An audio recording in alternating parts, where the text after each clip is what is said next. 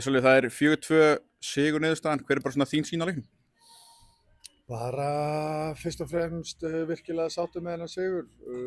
Þetta var alveg, F-fáingarnir voru sprækir í dag fannst mér. Þeir voru eins og þeir hafa sýnt í undanförnum leikjum að það er erfitt að vinna þá. Það eru mjög þéttir varnarlega, þeir eru ekki að fá sér mikið af mörkum þannig að við þurftum að vera þolinmæðir í okkar aðgerðum í dag.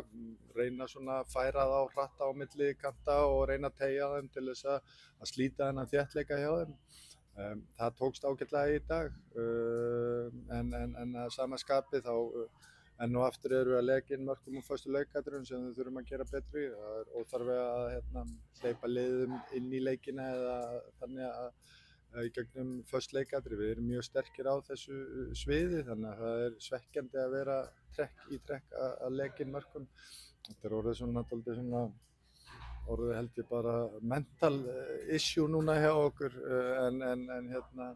en við sýnum líka bara góðan karakter að lenda undir samaskapi í síðasta leik á móti Túni í Evrópu. Við lendum tvisvar undir en við komum tilbaka.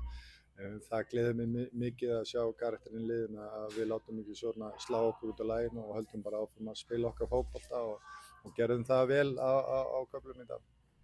Svona komst inn að þeir eru búin að vera svona leikin mörkum, svona kannski með hvernig mótið byrjaði hjá okkur, þar sem að virtist nánast ómögulegt að skora móti ykkur. Hvað finnst þér svona breyst svona á seinni hlutanum þar sem að mörkin eru aðeins byrjað að leika? Já, það er bara, þú veist, við erum, það er svona eins og að sé einhvers konar einbeitingarskortur þegar kemur að þessum mörkum, þegar mörg að þessum mörkum eru mjög klaufaleg sem við fáum á okkur. Fyrsta marki í dag og sem bara vel gert hjá F-fáingur. Þeir náðu góðu blokkeringum og hittu boltana og nákvæmlega á kollina á Ísaki.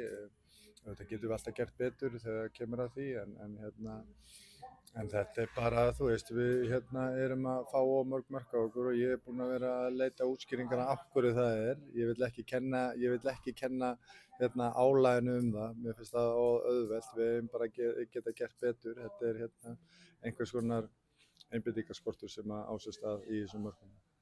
Eftir smá hikst kannski aðeins í deildinni, er kannski ekki fínt að koma á svona erfiðan útivöll og ná góðum sigri á móti liði sem hafði ekki tapað í síðustu 9?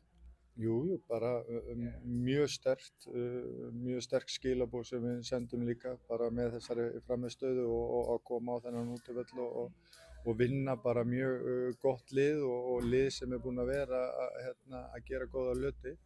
Þannig að það er bara virkilega vel gert hjá okkur og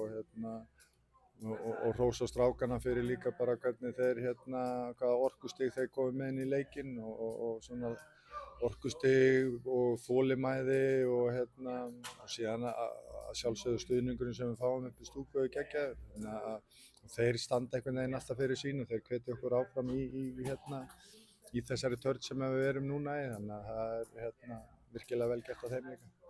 Það er stutt á milli leikja í þessu núna og þú er að fara inn í umspil fyrir sæti í sambandsdeildinni. Hvernig svona horfir það verkefni við þér? Bara spennandi, þetta er risa leikur og það verða mikla tilfinningar og sem að fylgja því, þannig að það er alltaf gaman að spila þessa leiki og okkur hlakkar mjög til að takast á við Borak frá Bosníu. Gangi vel.